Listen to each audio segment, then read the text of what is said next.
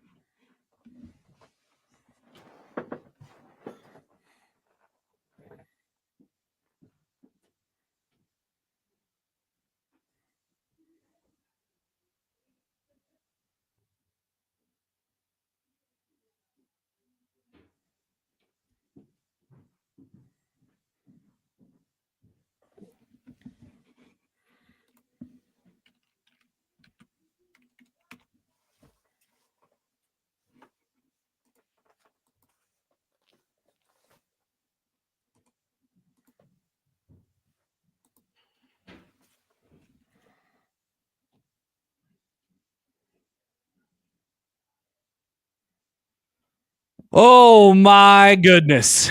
Oh my goodness. Welcome in the Big Red Overreaction. It's brought to you by Equitable Bank, where we take banking personally. It's brought to you by Dingman's Collision Center and Mechanical Repair, and by No Name Nutrition. Live a better, healthier, more natural life. Nebraska loses to Iowa in regulation.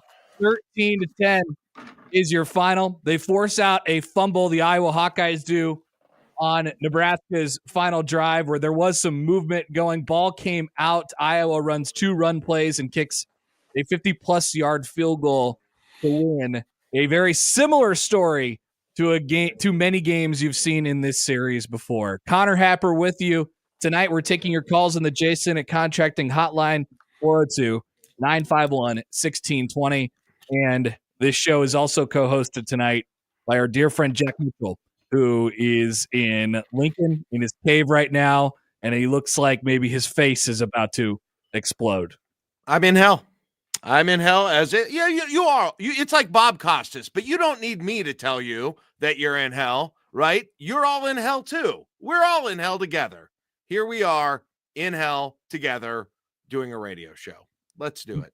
Nebraska outgains Iowa 334-164. They ran it for 144 on the ground. Iowa ran it for just 49 yards. They converted 0 of 10 third downs, and Nebraska still finds a way to lose to Iowa via a couple horrific special teams plays, including a botched snap and a botched muff punt, and then a fumble at the end of the game. It's always this in this game. It's always 3 plays like that, and then it always ends with the Iowa kicker making a field goal as time expires.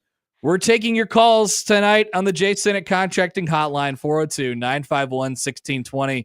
We'll have to move to Matt Rhule's press conference here in just a few moments once we get that up, but we're taking your calls before we get there, as Jack Mitchell said, live from hell this evening. Here is Bruce on the Jay Sinnott Contracting Hotline, leading off Big Red Overreaction. Bruce, how we doing? Oh, all right. What do you guys think about that 3-point loss again? I think Dylan Rhule is right on the team he belongs with. You think so, Bruce? I certainly do. At some point, you got to learn you can't stand back there forever and hold the ball. And then if you're going to, you've got to protect the ball. Well, he didn't in that case. Yeah, he didn't. No, that's going to be a hard one for him to live with as well as us. But at least we're still going bowling, right? Bruce, I just want to say, so you called in several minutes ago before this game was, while the game was still in balance. were you planning on saying a different thing 8 minutes ago? Oh, not at all. Okay. Not at all. No, I've been a Husker fan since I was, I don't know, probably 7, 8 years old, and I'm 52. So I've seen this for, the last 15, 20 years. You could see it playing out. It's usually how it goes. Yeah, Bruce, thanks for the call. Appreciate it. Well, and they nearly fumbled. Emmett Johnson fumbled and picked it back up on that same drive, and you just had a bad feeling about it all the way.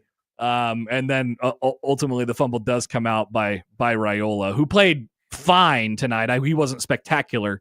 He was fine, missed a few things early, but obviously fumbled at the end. I thought the Emmett Johnson fumble was like, that was when it was supposed to happen. Like, that's when the script had it happening. And I thought they got past that, but apparently they had a contingency secondary fumble planned in the script to also, in case the first one wasn't executed correctly. And so that was good that they did that. I don't even know. I haven't even processed this yet, Jack. Like, this is, it's unbelievable that it keeps happening this way. I can't, like, it's too on the nose. It's so on the nose that it's unrealistic. Like, we see this over and over again, and we see this, and it's like, yeah, well, I knew what was coming. Of course, we were all thinking the same thing, but it's still amazing to see it play out the exact same way again. It's like, not like, don't downplay how incredible it is. Connor, if I said, hey, describe to me the most stereotypical Nebraska-Iowa game for the last decade for me, you would have hit basically every ingredient of this game, probably. Yeah, it would have turned out exactly that. And all the way down to the field goal kicker who's struggled at various points throughout his career. First of all, kicking the first one, Nebraska got the timeout. Matt Rhule's shouting at the officials, calling for a delay of game. He's saying that's a delay of game. He kicked that thing. I've never seen called in my life. But I haven't either. And then on the second attempt, he makes it by no more than an inch. It looked no good. I thought it was no good. I thought it was headed straight for the pole, but a little kiss of chilly air in Iowa City makes it go in. All right, still waiting on Matt Rhule's press conference. Back to the phones. Jason at Contracting Hotline here on Big Red Overreaction on 1620 The Zone and 1019 The Keg. Here's George tonight. Hey, George, what's up? How are you guys doing? We're okay, George. Yeah, so I just got to talk about this. So when it was halftime and Nebraska was up 10-0, and Iowa was comfortable throughout that whole game because just like the previous years, they were waiting for Nebraska to make mistakes. That punt return, I can't remember if it was Garcia Castaneda or if it was number 17. I'm blanking on his name right now. I don't know. It was IGC though. Yeah. Yeah, it was IGC, and they kept flopping them in and out. He misjudged the ball, and they just waited for us to make a mistake. And the reality is, guys, people that think Dylan Rhule, if you think he's the reason we lost this game, you've lost your mind. Because our oldest players, a fifth-year John Bullock, I believe he's a fifth year, and a fifth-year Bryce Benhart. Those guys have been in the program for a very long time, and I love John Bullock. He's really stepped up this year. But he got dragged about 7 yards down the field by Caleb Johnson and didn't wrap up. I know Deshaun Singleton kind of bumped him off a little bit, but you got to make that tackle. I understand Caleb Johnson's good, but that cannot happen. And Bryce Benhart, at a storied program like Nebraska, I believe he has the most starts in the history of a Nebraska football player, or it's close. He's been starting since 2019, gets beat around the edge, which we've seen the last 4 years. And when your oldest players are making mistakes like that, how do you expect to win? When you got Emmett Johnson earlier in the drive who fumbles the ball, like you guys said, it was a bad omen. We knew it was going to happen. And that's a defeatist attitude, and it's a problem. It's going to bleed into these younger players, and something needs to change. And the bowl game's a good opportunity to allow that to happen. But as this continues, when our oldest players are the ones that are costing us in those big moments, we're going to struggle. So I hope that next year they can figure it out, or maybe in the bowl game they can figure it out, because that is a problem. I hope you guys have a great rest of your night. I'm sorry. Thank you. Thank you, George. It's a good call, and I think there's a lot to that. The Benhart one, I don't know. Bullock, I guess I'll give the guy a pass, but because Singleton bumped him off, whatever. But at the same time, like, if you would have told me Caleb Johnson just got one, he got one when he got loose, I would probably have lived with that before the game. He's going to have one where he gets loose. I was baking that into the cake of this game. Nebraska's defense was mostly phenomenal in this game. I don't think it's on them. A few special teams blunders and obviously a fumble at the end. I mean, that's what these games come down to, and that was it. It's again. Unbelievable. Iowa is the most amazing efficiency in winning games on 4 or 5 good plays against Nebraska, and they did it again, right? The Caleb Johnson play, obviously the 2 fumbles, right? The punt return and the Dylan Rhule fumble and the Nair drop. To be honest, Connor, and there it is, 4 plays, four plays in that game, and those are it. And there was a couple more, which Nebraska pretty much dominated outside of those 4 plays. Yeah, and there was a couple more which we'll be talking about as we go on throughout the show tonight here on Big Red Overreaction on 1620 The Zone and 1019 The Keg. But we want to get as many calls as we can in. It looks like Matt Rhule is headed up to the podium now, so we're gonna take Jack out of this thing, and then we're gonna send it out to Matt Rhule and take a break afterwards. Here's Matt Rhule live from Iowa City. If we can get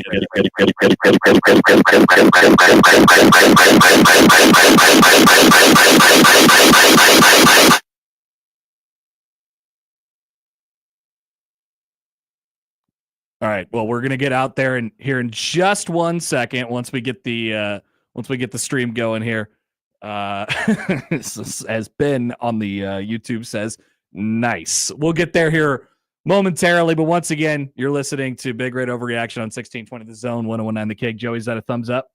All right, let's do it. Let's head out there. Great opportunity to get a win. Great defensive effort for most of the day. Opportunities on offense. And very similar to last year and probably years previous, I found a way to lose the game at the end. So unbelievably disappointing. At the half, we really just kind of said 3 things. Make sure we keep tackling number 2, win the turnover battle, and don't give up a big play on special teams, because we had some close ones in the first half. All 3 happened, caused us to lose the game. So, disappointed, kind of probably more than disappointed right now, kind of angry about what just happened. Credit to them. Those guys, they've won a long time. They believe they make the plays all the way to the very end, and we got to catch them. We got to catch them, and we haven't caught them yet. So, in terms of finding a way to finish games, so I feel for our seniors. I know how badly they want to get this done. We didn't get it done. So, with that, I'll take your questions. The impact of special teams. Could you elaborate on that? The impact of the loss. Yeah, the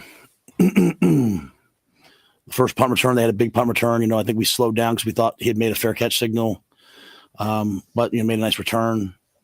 But obviously, the fumble down at the 3-yard line,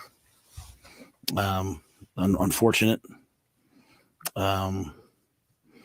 The bad snap on the field goal. We kicked field goals pretty early, pretty well. Right. And then the bad snap on the field goal. So those 2 plays hurt us. Did you feel on offense, you had those opportunities, they just slipped away? Yeah, we moved the ball right down the field at the start of the first half, and come away with no points. 2nd and 1. We call the over route. I catch that ball and go score. I mean, it's going to be a touchdown. So, there were some opportunities there, versus a good defense to make the plays to win the game. And even that, that last drive, we drove it all the way down. We had chances, didn't convert. They started playing some 2-man on us, just manning everyone up, trying to force Dylan to run. And, he made one nice run and punted the ball down, got the ball back, did everything you're supposed to do. And got the ball knocked out of our hands. We struggled versus their edge rushers today. Pretty much from the first quarter to that last quarter, they the 2 edge rushers, really was a matchup we struggled with today. Is there something that you feel like you guys got to keep working on as it relates to 2-minute drills and the game situation? No, we just got to get better. Honestly, at the end of the day, like they won the one-on-one matchup. Like they turned the corner and beat us. We just got to get better. It's 5 minutes left, whatever it was. Dana called 2nd and 1. I'm used to call running the ball there. He calls a play action pass. We drop it. We just got to get better. I'm not it's not like we're not doing the right things, you know. I mean, we had some opportunities even in that 2-minute drill, you know, but when you get into those situations, you know, really who wins, the offensive line or the defensive line, that determines the game, right? And so for us, like our defensive line, they had the ball in the 2-minute drill. Our defensive line won, but the difference was they caused a sack fumble, right? And so we put the ball on the ground 3 times in the fourth quarter. Emmett put 1 down. We got on it. Dylan put 2 down. So, you know, we've got to just get better and be able to just stone those guys, right, and make the play to win the game. And we didn't do that. How do you going into that 2-minute drill, 1:42 left or at the 20? What's the balance there that you go into that drive with, as far as managing the need to win, but also not to make a mistake that releases you the game? Yeah, I don't know that you can ever win by saying, hey, I don't want to make a mistake, right? I think the one thing you can do is say, hey, we're not going to go 3 out in 12 seconds, right? So you're trying to get a completion, get the first down. But you know, I mean, at the end of the day, if they're going to turn the corner, bend, sack, fumble, I mean, it doesn't matter what you do, right? I mean, so we were calling some chips and some things in those situations, you know, but yeah, I mean, at the end of the day, we got to go try to win, you know, we got to go push the ball down there. So again, the whole thought process was get the first down. But even if we didn't, even if we had to punt, you know, we're going to punt the ball back to their side of the field. I mean, at the end of the day, they had one explosive play probably the whole day in the passing game, and that was a screen. You know, 3 guys bounced off him. So, you know, he's an excellent player, but I thought we shut him down for most of the day. So, just unfortunate, you know, turn of events. I know it's frustrating, but I mean, speak to the defensive game plan. It really did take him away from all but one play of the game. What did you guys do, and how did you feel like you guys generally played? Well, you know, I mean, I thought the defense played excellent until really that one play. I mean, even the ball was turned over on the 3-yard line. I mean, they played their tails off. You know, they had a 10-0 lead. You know, but you know, at the end of the day, we had to do what they did. You know, they shut us out in the second half, and that's what we had to do. We had to make that tackle. And so you know, sometimes, you know, in today's world, we live in a world where it's like, well, we did all this, but so it's this team's fault. But like, you have a 10-0 lead with our defense, you got to put the game away. Like, you're hoping you score some more points on offense, but you know, you got to put the game away, and you can't miss those tackles and have him take off for a touchdown. So, you know, with all that being said, they did get the ball back and gave us a chance to go score. But you know, literally, you know, at halftime, you know, we said to them, keep tackling number 2. You know, he's what they have. No special teams errors are going to result in, you know, penalty. So there were some other balls early in the game that were close. You know, we're down some guys at corner, so we had some young guys out there at times, and you know, unfortunately that play happened. So yeah, it's the defense played really well for most of the game. The punt play, it was kind of wonky because it didn't hit ITC. Yeah. Bounce. Is anybody doing the wrong thing there, really, or was it just kind of bad luck? You know, I don't really believe in bad luck. So, you know, I mean, if you're those guys and you think, you have to go back and see if IGC yelled poison, those guys should run off the field. If they run off the field, nothing happens. You know, if they do think it hit him, then they obviously should go fight for the ball, right? So, just kind of a tough play, a tough break. At the end of the day, you know, we don't want to run up to the ball and then jump away at the last second. You know, either we're poisoned, we're getting away from the ball, you know, and kind of, you know, they're a really good punting team, but the way the punting was going today, that's why we put IGC in there, because, you know, we were having to run forward. You know, Jacory caught the first one going to the ground, so it was going to be like a pooch punt, fair catch game. So we put IGC in there for that reason. And, you know, he wants to communicate very early. Either I'm going to get to that ball and catch it, fair catch it, or I'm going to get away from it. And part of my job of getting away from it is making sure everyone else gets away from it. So if anything, you know, that last second jumping away from the ball, I don't know, you know, those guys, you know, I don't know that they know what's happening. So, and then, you know, obviously if they touched it, then we were good. If we touched it, we were good. And obviously we lost the replay. So what you guys were doing well in the first half, even as like the field conditions were working in their favor for most of the half, that allowed you to avoid some of those things that did ultimately go wrong in the second half? In terms of, I'm sorry, like off it? The special team stuff and you know, turnover, obviously, at the end. Like, it seemed like the poise was really good in the first half to avoid that stuff. Yeah. I thought we had a good run pass mix in the first half. We had good balance. They went 3 and out a bunch of times. We had our opportunities. It's just Dana calls a play and a guy MAs this or makes a mistake there, and we're just close, but we're not making exactly the play. I thought the first drive coming out of the half was real progress for us, and we make that field goal. It's a little bit different of a game, right? So, but I thought we were just kind of in rhythm a little bit more. We found some good runs in the second half. Didn't run the ball quite as well, and we lost the possession there, right? So we went down, drove to score it, punted the ball back to us. We lost that possession. They scored again. What a great job by the defense to hold them 3 and out, and then just kind of was never quite the same. Made a couple plays here and there. But again, we had our opportunities. I'm saying, like, 2nd and 1, we throw that over out. We got to catch that ball and go score. And we had the post early in the game. We got behind them, so we have to make those plays. So that's what it is. How do you get your guys to flush this quickly? Obviously, you're moving into a portion of the season that they're not accustomed to. Any of them who have spent their careers at Nebraska?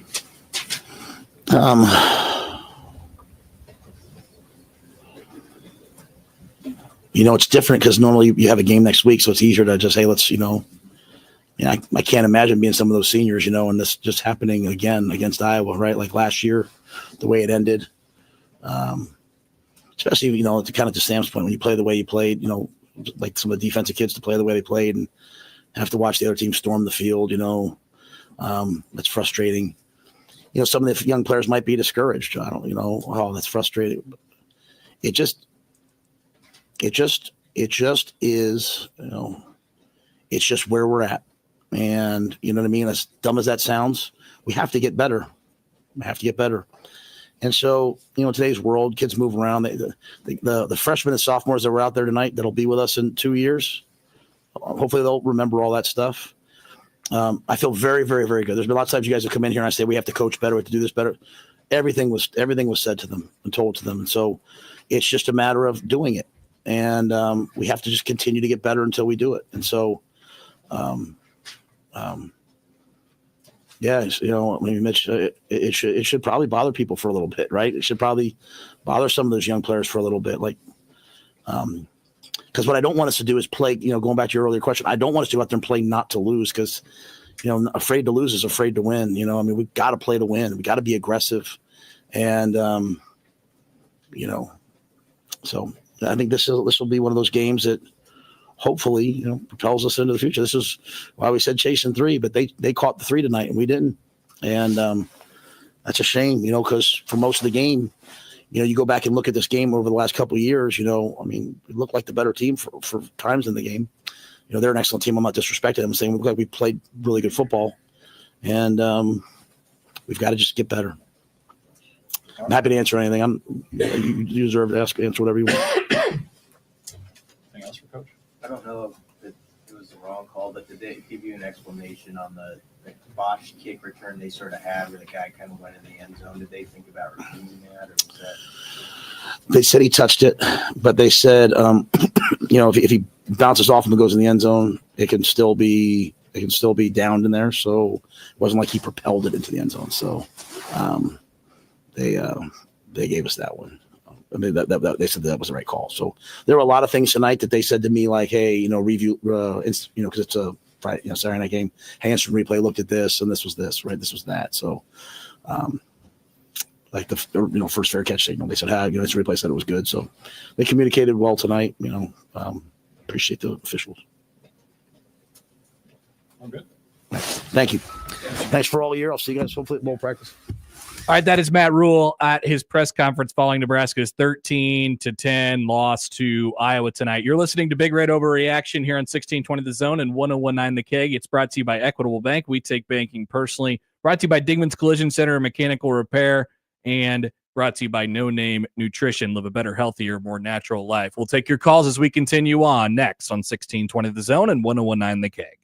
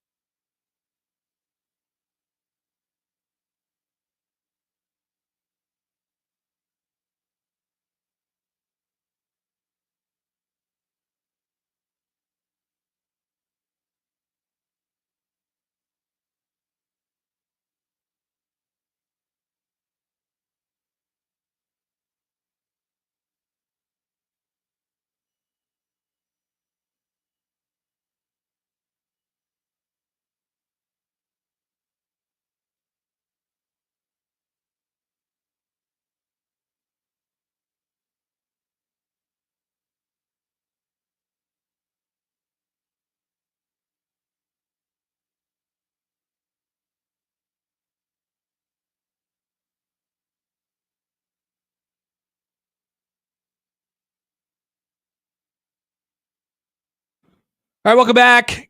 Connor Happer, Jack Mitchell with you tonight on Big Red Overreaction on 1620 The Zone and 1019 The Keg. Joey Colbert on the ones and twos this evening. Iowa beats Nebraska with just 5 first downs this evening in Iowa City, the fewest that any winning team has had in an FBS game since the year 2000.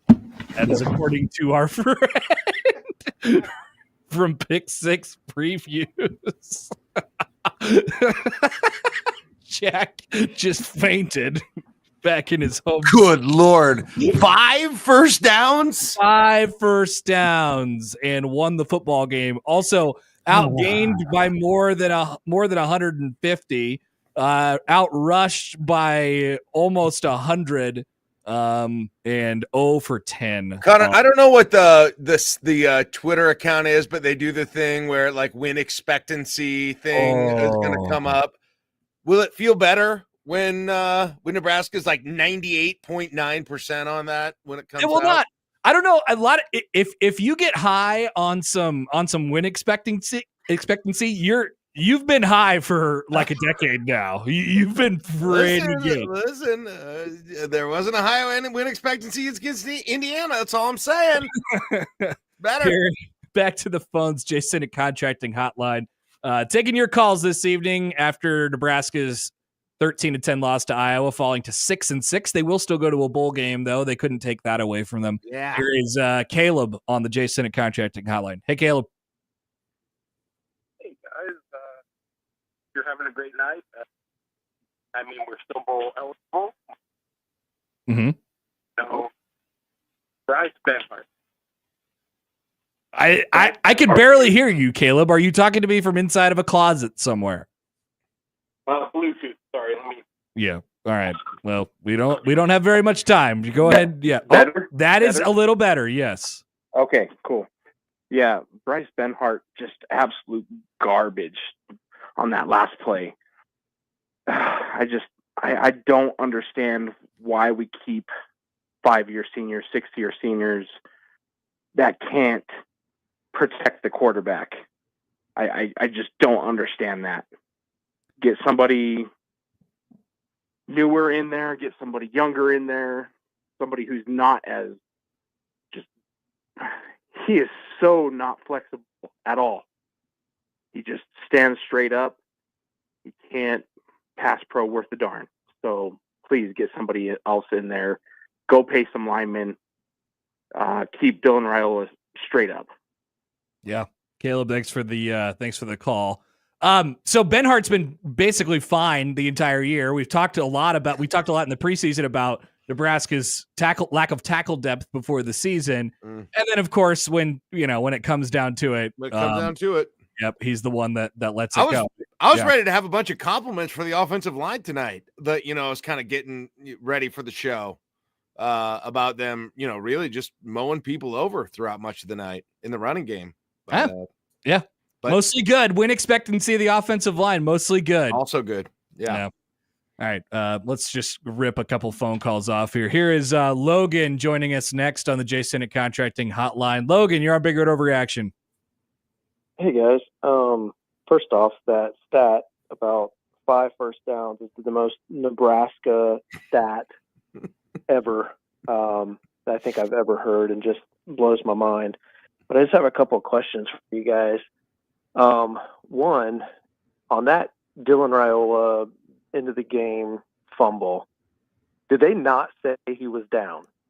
So no, the initial call on the field was that he was down. Was that he was down, and then they came over before the review and said that the call on the field was changed. They changed the call on the field before the review, so they changed the call on the field to a fumble.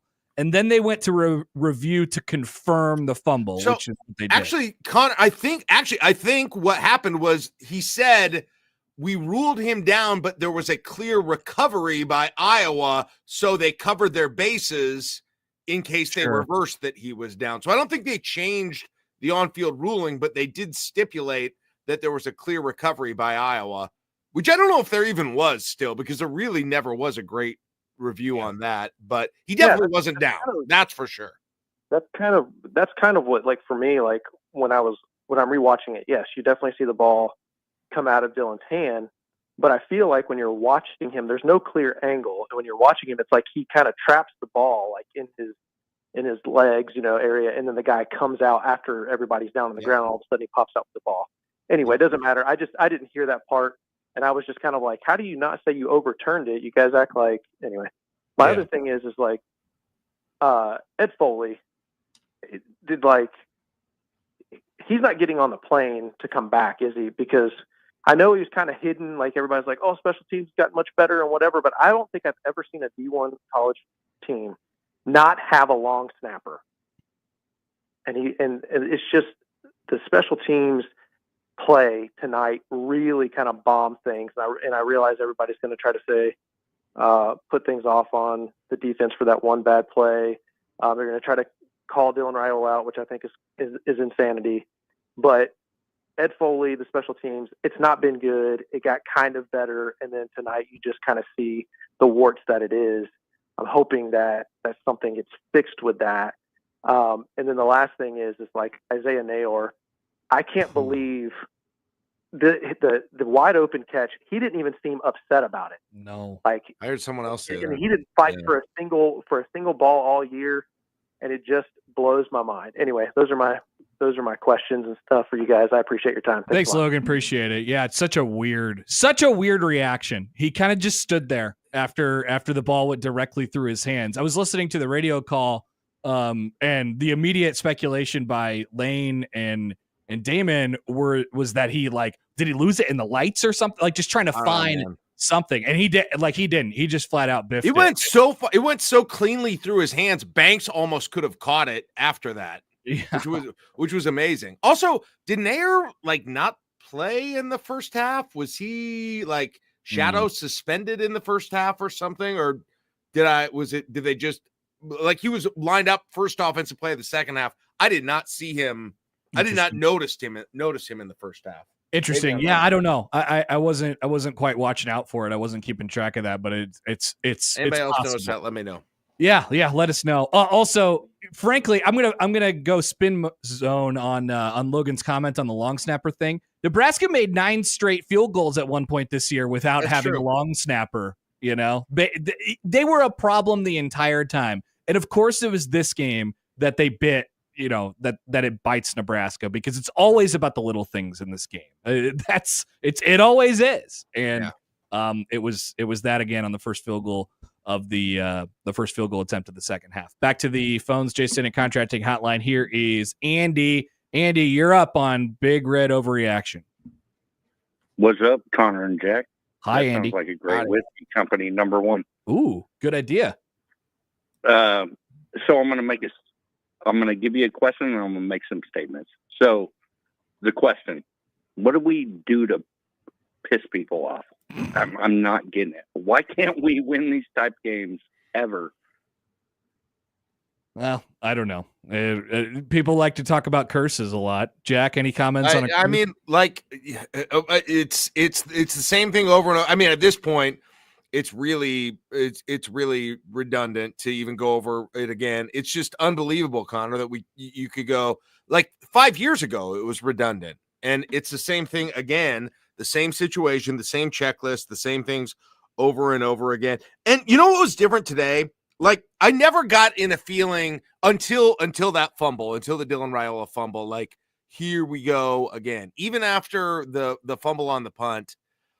Like I have many other times, but yet somehow it still happened, even though I hadn't mentally succumbed to it like I have on many other occasions. And I'll say this, Andy, before your questions or comments or whatever you have coming up next. These are the games that Iowa wins. Iowa doesn't just win these games against Nebraska, although they do always win them against Nebraska. They win them against other people too. Just the games that come down to the smallest little things, special teams plays.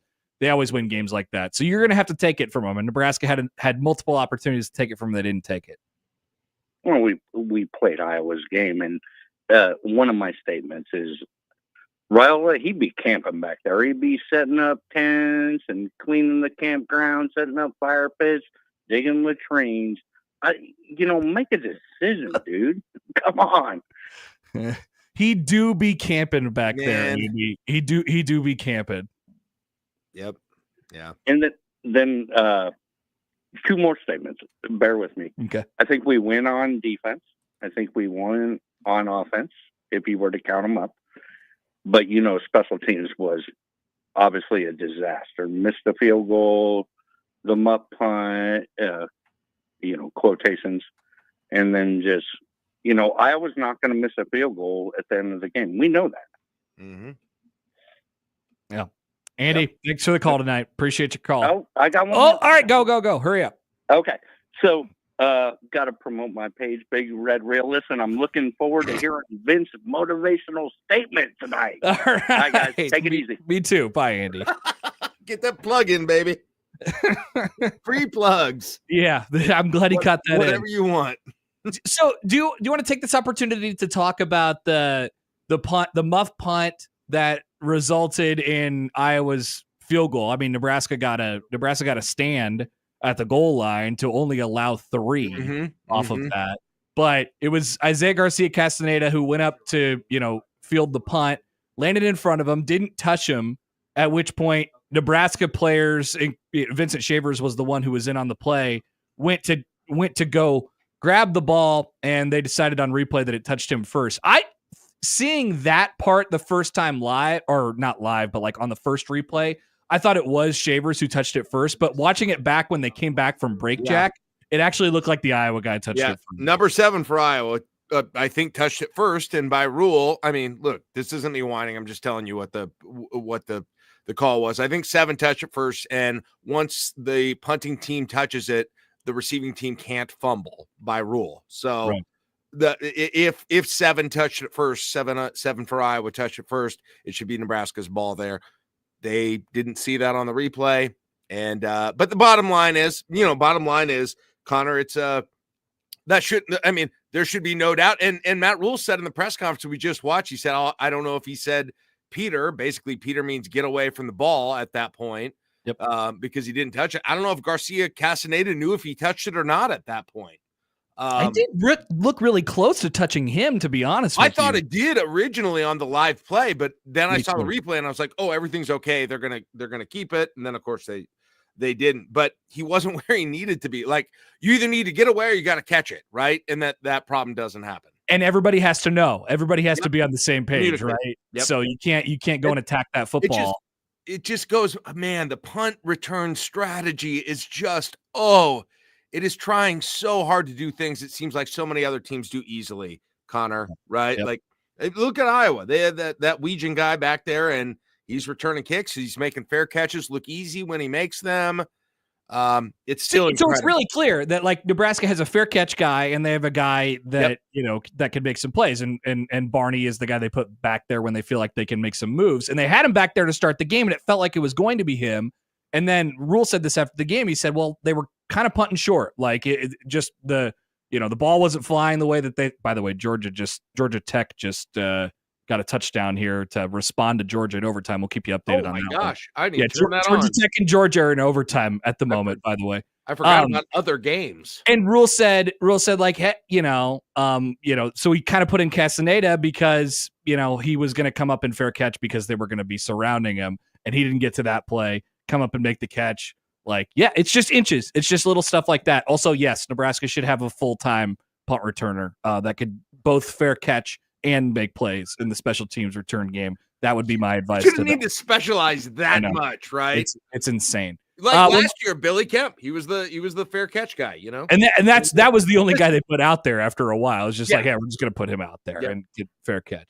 All right, another call here before we take a timeout here on Big Red Overreaction, which is brought to you, by the way, by Equitable Bank. We take banking personally. Dingman's Collision Center and Mechanical Repair, and No Name Nutrition. Live a better, healthier, more natural life. Give us a call on the J. Sinnott Contracting Hotline, 402-951-1620. Here is Mike. Mike, you're up on Big Red Overreaction. Hey, guys. Props to the defense. That's a no-brainer. I'm annoyed with Holgerson. Listen to this. So he comes in and he says he wants to see he's not going to put up with inconsistent receiver play. And, he's going to make these guys accountable. So right after the miss by Nair, 2 plays later, Raiola misses Nair over to the left sideline.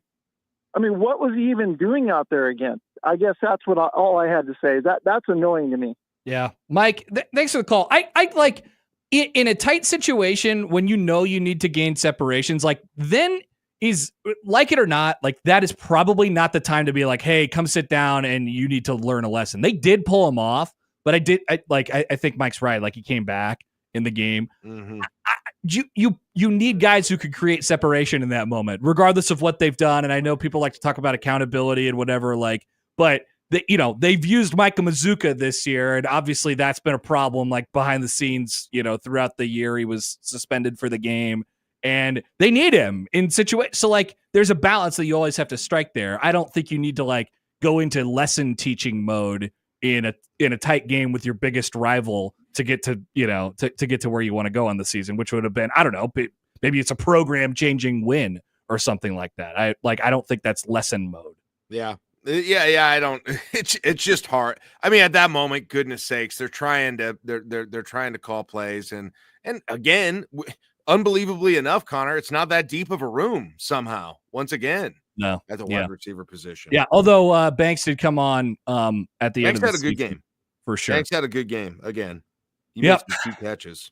We have many comments from you all. Continue to send those in. But, of course, the best way to get in touch with the show tonight is on the Jason Contracting Hotline, 402-951-1620. This is Big Red Overreaction. We'll come back. If you're on the line, your name is Jim, Rick, Mike, a different Mike, and Wyatt. We'll get to you guys when we come back. It is Big Red Overreaction on 1620 The Zone and 1019 The Keg.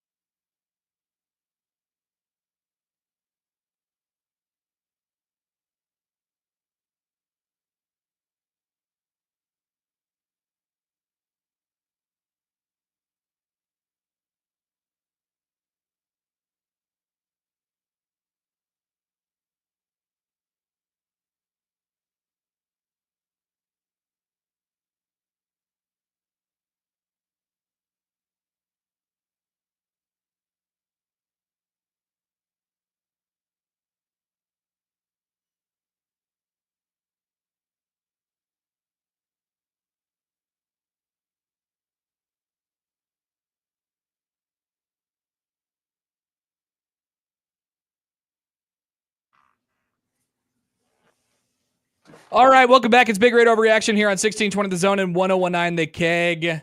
Connor Happer, Jack Mitchell with you tonight. Joey Colbert here as well. Let me hit you quick with a Peerless Energy Systems scoreboard update. Your local compressed air systems experts in Athens, Georgia, currently trailing Georgia Tech in the second overtime, 40-34. Georgia Tech just went for 2 with the ball first in the second overtime, and the pass was knocked away on a screen. So Georgia gets a touchdown and an extra point, and they win the football game here because you don't have to go for 2 yet. Not yet. Correct. Yeah, I thought you have to go for 2 in the second one. Yeah, or I thought that started in the third one. No, in the second one you have to go for 2, no extra points. Okay, all right. Here, thank you, Joey. Sad. You're the rules expert, anyway. You don't know the rules of overtime in NFL, or I didn't know the rules of overtime in the Super Bowl last year. Here's a major college football game. Connor and I are learning rules on the spot in the middle of it. Sad. Well, and Georgia just scored a touchdown. Oh, to make spoiler alert! I'm behind like 5 seconds. Jeez. It's 40-40 right now. Georgia will have to go for 2, and if they make it, they will win and avoid a huge upset against rival Georgia Tech. Elsewhere, just quickly, today we had Colorado beat Oklahoma State 52-0. We had Ole Miss beat Mississippi State 26-14. And what there was, the Wisconsin-Minnesota game. Of course, Wisconsin ends their season at 5-7, not going bowling. They lose to Minnesota 24-7. And then, of course, we set up for a big day of football tomorrow as Wisconsin well. still could get in through the APR rating. People forget about the APR. Good school. They could still get in on the APR.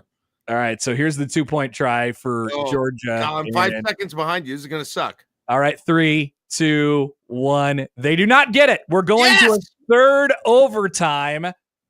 Georgia Tech and Georgia. That is your scoreboard update. We'll keep you updated on that one. Presented by Peerless Energy Systems, your local compressed air systems experts. Real quick, Georgia Tech could be a Nebraska opponent in a bowl game to be scouting if they go to the Rate Bowl or the Mayo Bowl, right? I got my Rate Bowl, not the Rate Bowl, the Mayo Bowl, though. Yes. Overtime scouting reports here for Georgia Tech, who I haven't seen at all since week 0 when they beat Florida State, which feels like it was 19 years ago by this point. Back to the Jason at Contracting Hotline. Jim has been waiting for a few minutes here. Jim, you're up. What's going on? Well, first of all, Ed Foley needs to be taking a Greyhound back from Iowa City. Number 2, the only team worse than us at clock management are the Chicago Bears, and they just fired their coach because he doesn't know how to run a timeout. And finally, we threw the ball deep in the first series, and Rhule overthrew Lloyd, even though Lloyd had his guy beat by 5 yards. And then Lloyd goes on a milk carton, and you don't see him until the fourth quarter. I mean, I don't understand when you have a guy open by 5 yards on a deep route, why we never threw it again.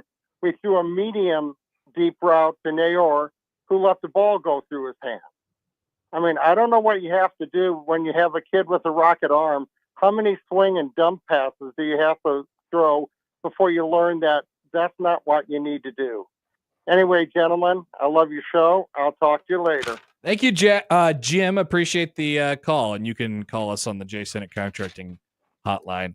Yeah, it was a lot of swing passes and a lot of screens tonight. That's when for sure. When they would do the behind the play camera, there were a whole lot of times on the replay that you were like, "Oh, there was a guy open. Oh, there was a guy open." So in a game like this where you just think about every little tiny thing that happened. You knew it was going to be a game like that. So I started just taking notes like, this is all in the first 3 possessions. Rhule missed the deep ball that Jim just mentioned. He missed Fedoni on a post on the second drive.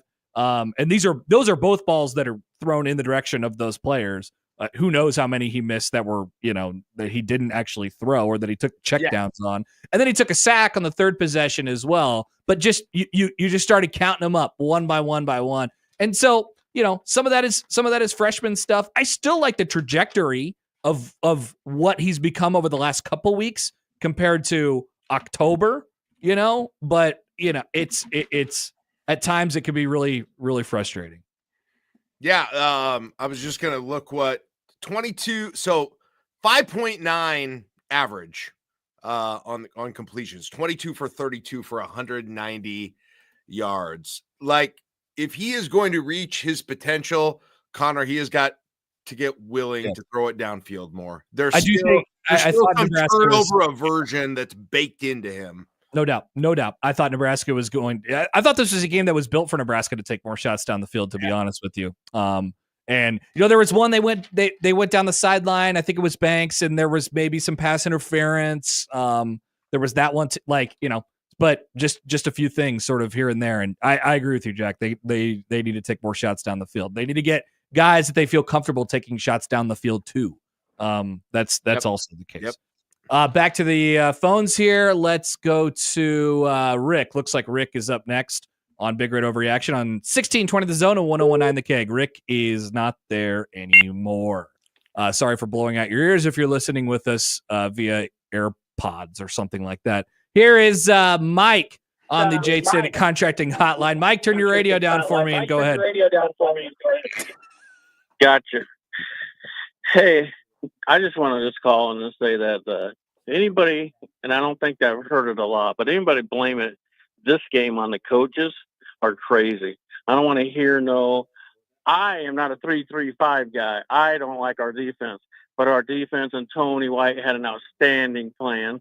Our offensive coordinator did well. We had plays there to be made.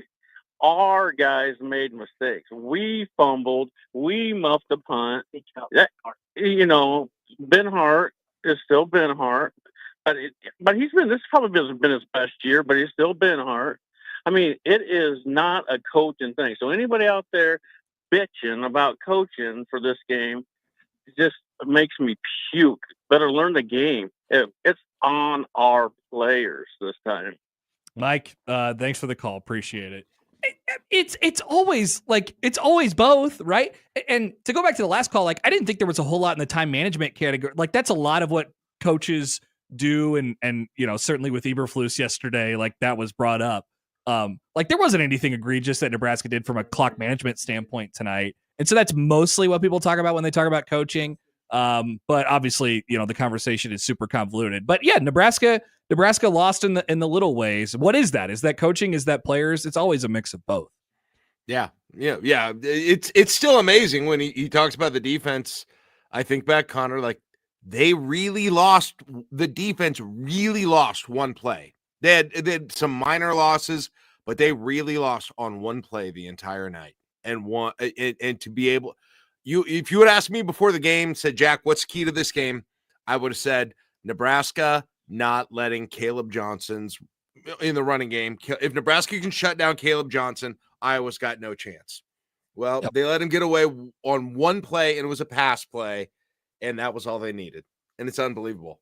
Johnson in the run game, 17 carries for 45 yards. If you would have told me that, I would have said, yeah, they're clear as day to a win. Clear as day. And Nebraska, but however, Jack, if you would have told me that Nebraska lost a turnover battle 2-0, I would have second guessed that. True. I'd have been like, this doesn't sound good. So there's that piece of it too. Back to the phones. Here is Wyatt on the J Senate Contracting Hotline. Wyatt, you're up on Big Red Overreaction. Hey guys, how's it going? It's good, Wyatt. Good. So I want to start and give some props to the offensive line, minus the sack at the end with the fumble.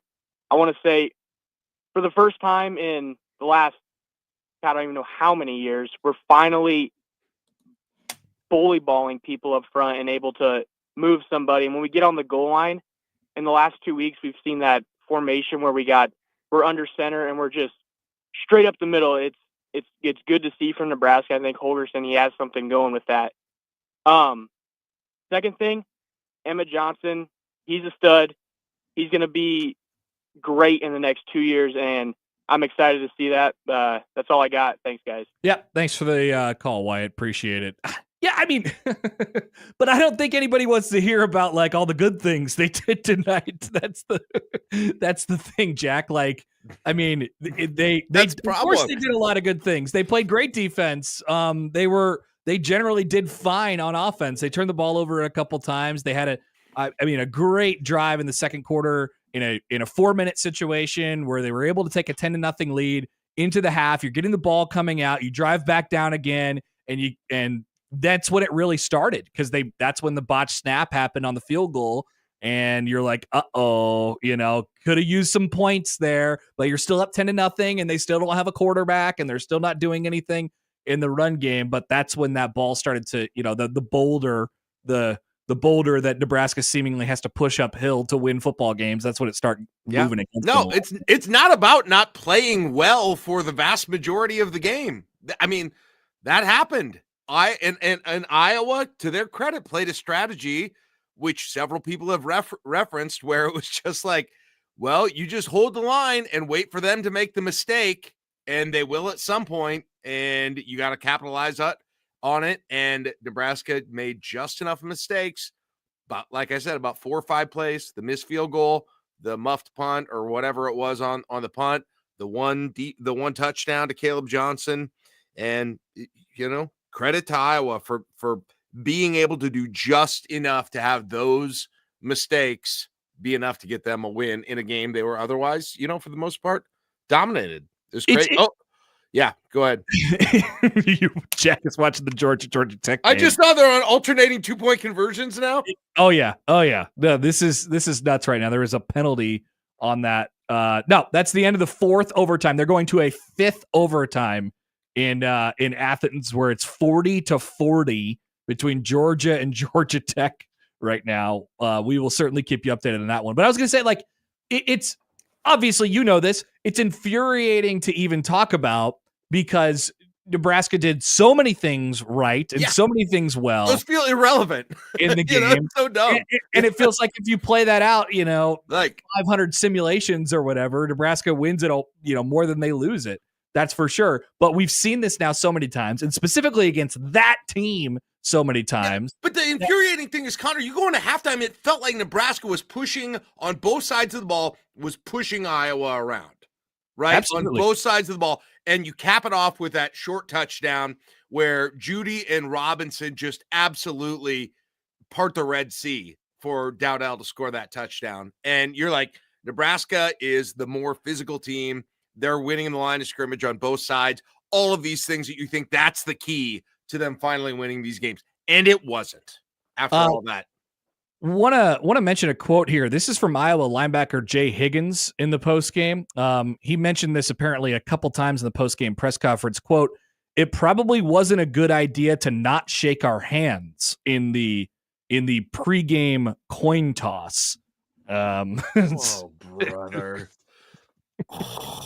I cannot roll my eyes harder. And Nebraska came out and they played with a real edge. I mean, they had a real attitude at the start of that game. So to hear that, it doesn't necessarily surprise me. But then, of course, when Iowa is the team that's standing, that gave Jay the extra fuel he needed. Okay, that gave him the extra. Wow. I'm rolling my head.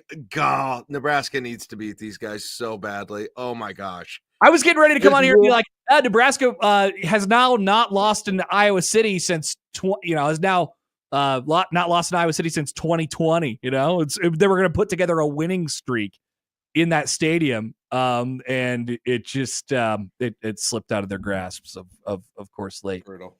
Back to the phones. Here is Michael. Michael, you're up next. Nope, Michael is not up next here on Big Red Overreaction. Let's go one more before we take a break here. Here's Ken. Let's hit Ken here on the Jason and Contracting Hotline. Go ahead, Ken. Hey, guys. How are you? Good, Ken. All right. 3 things. Number 1, why in God's green gravy will Rhule not throw the ball downfield?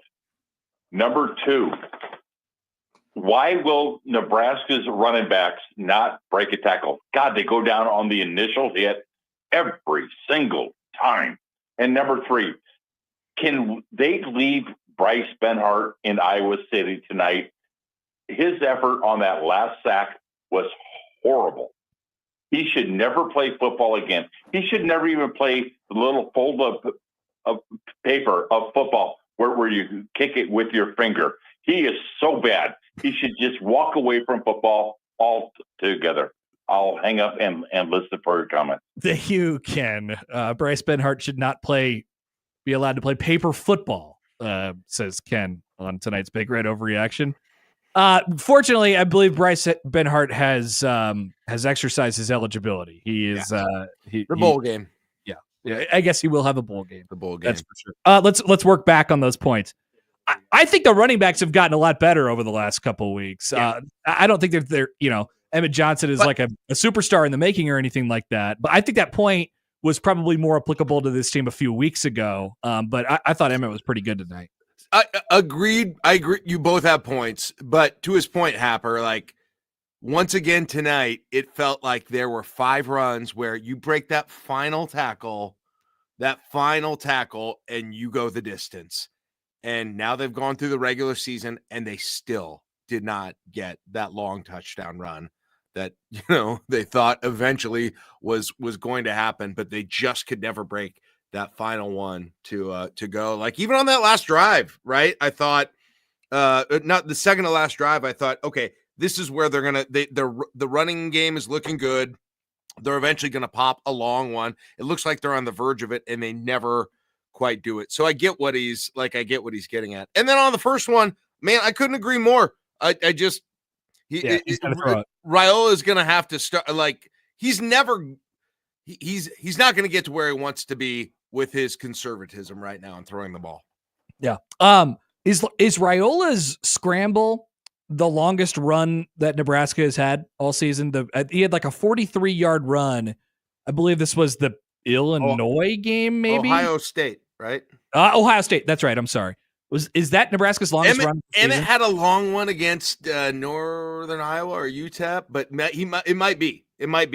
Yeah. I don't know what the longest touchdown of the year was. It wasn't that. But yeah, I don't know. I'm not sure. None of. I've been making the point all year. It does seem like Nebraska players go down with such ease, like with the small wind that comes in from whenever they just seemingly go down. But Emmett Johnson had a 42-yard rush at some point. Dowdell had a 38-yard rush at some point. I think Rhiola's runs were both longer. Rhiola's run against Ohio State was a yard longer. 38 was Rhiola's. Okay, there you go. So Emmett Johnson tonight, 18 carries for 71 yards, which is 3.9 a carry. Dowdell, 13 for 50. Like, once again, you would have given me any of those things before the game. I'm like, yeah, Nebraska's doing fine. I actually thought they were better. I'm a little surprised to hear those. I thought they were actually better than that, but yeah. It kind of felt like Emmett Johnson had some more there. All right, we're going to take a quick timeout. Still keeping our eye on Georgia Tech in Georgia, who are now in the 5th overtime. Georgia Tech, they're on 2-point conversions. So Georgia is lining up for a 2-point conversion at basically the bottom of the 6th overtime right now. If they get it, they win.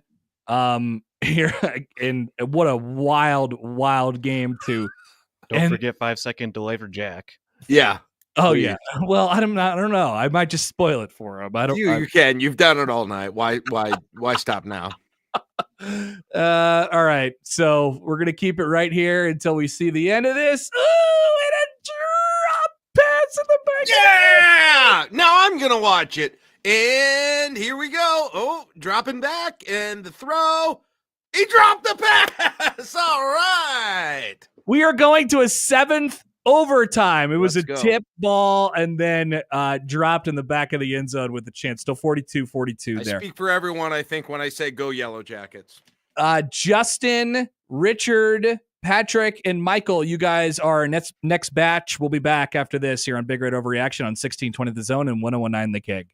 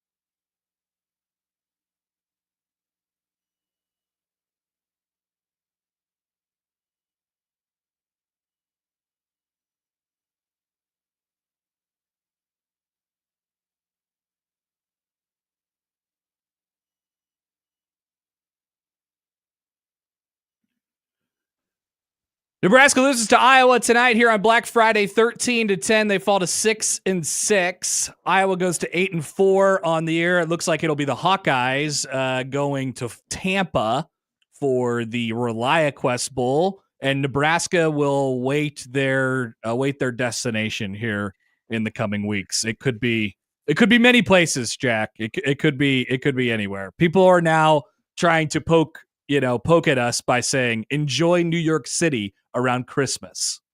Well, it might be that. It might be, what in the world? Oh, God. Oh, this is formation. Hold on. Don't Okay, say a word. Don't you're say a gonna- word. I'm not even looking at you. Oh, jeez. Wait. Keep watching. No! Flag!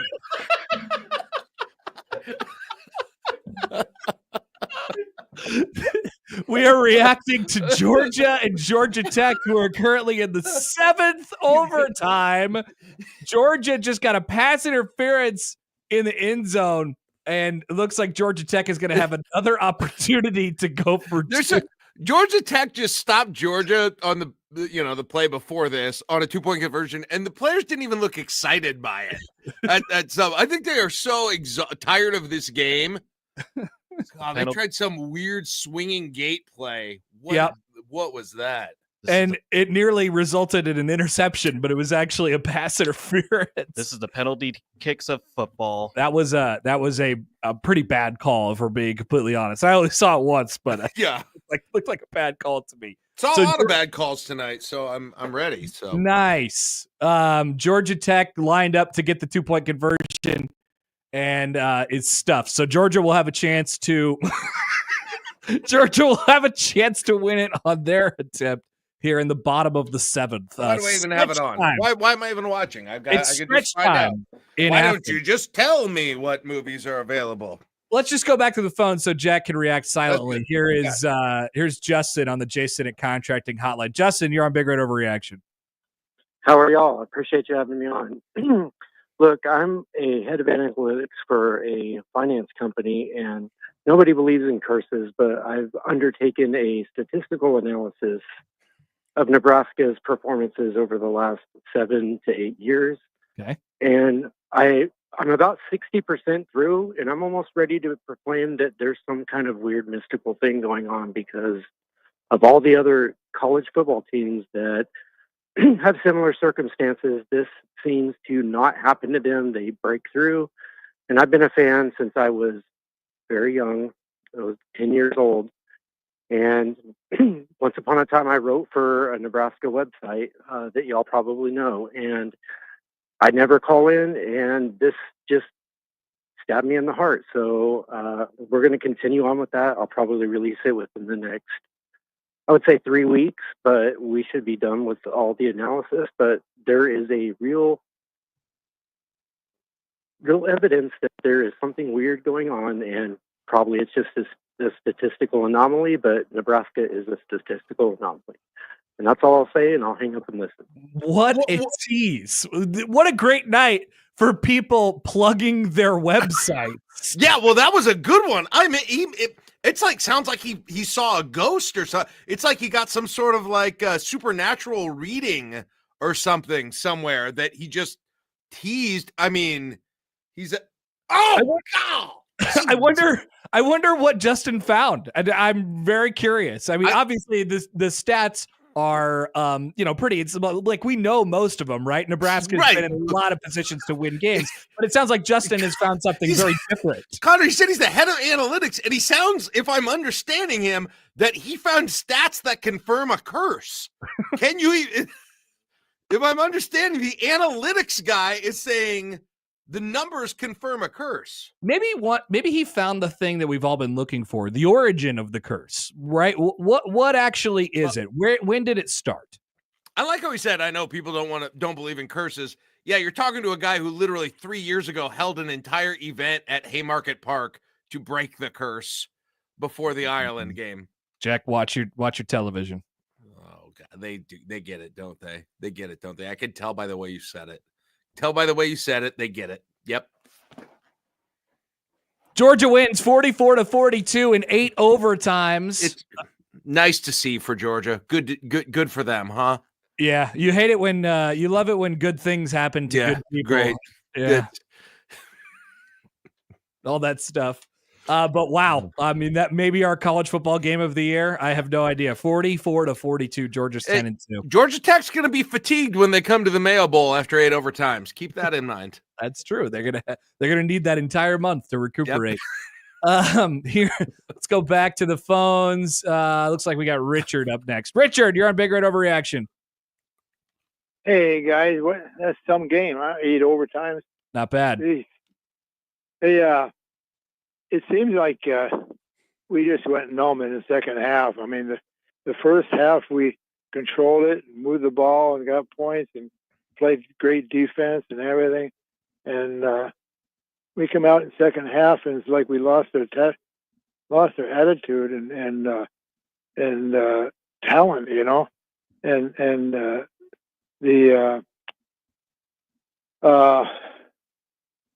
I still believe in the fact that, you know, I don't think the coaches saw what was slipping in our hands, and relative to taking a player out, quarterback or whatever, or whoever. I mean, and putting the next guy in, or the third guy or whatever, and give them a chance to do their thing.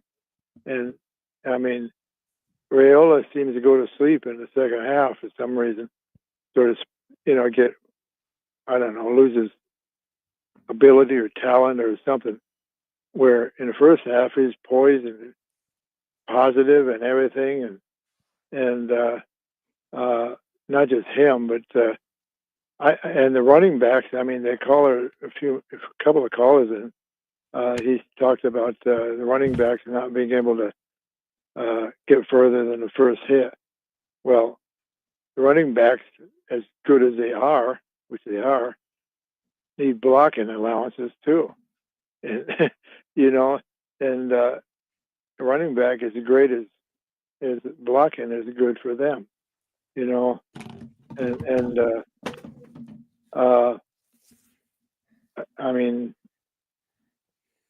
I mean, that's about all I got to say. And I don't think the officials were too much awake in the second half, neither. Not to blame them on everything, but they seem to stand in the background, you might say, and ignore a few calls that were pretty obvious. And that's about all I got to say this week. Okay. And I had interest to go in the bowl game, but I'm not sure now because if it's a pinstripe bowl, I'd never go to New York City anyway because there's too many problems in the subways and all that junk. But good point.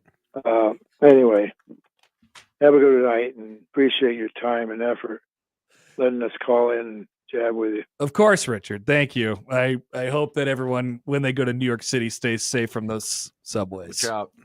Just watch out. He's got a point there. Hey, all right. So if you're looking for a moment, if you're looking for like a moment or a series of moments, here it is. All right. So Nebraska goes right down their first. So Richard's point was like everyone went to sleep in the second half. Everyone had a hangover from eating too much turkey yesterday, and it didn't affect them in the first half, but it had a delayed fuse and kicked in the second half. The refs went to sleep. Nebraska went to sleep. Rhule went to sleep. Everybody went to sleep. So the first drive, Nebraska had the second half when they had a 10-0 lead. They go down, they drive it all the way down, and they end up having a field goal attempt from the 16-yard line, and the snap is bad, and they miss it. Then Nebraska's defense comes through for them. They allow a 5-play drive, one first down in the drive, 29 yards. Iowa punts from their own 49-yard line, and then, of course, that is when the muff punt situation happened. So that's right there. That's basically the first 6 minutes of the third quarter. And at that point, it was 10-3, still Nebraska after the made field goal. Nebraska's defense comes up with a big stop to not allow a touchdown. It's 10-3. Nebraska's still winning, but it started to feel like an Iowa-Nebraska game again. Right, but predominantly the first half, other than, the 3 or 4 devastating plays, otherwise felt pretty similar. I didn't think the first half and second half felt all that dissimilar, right?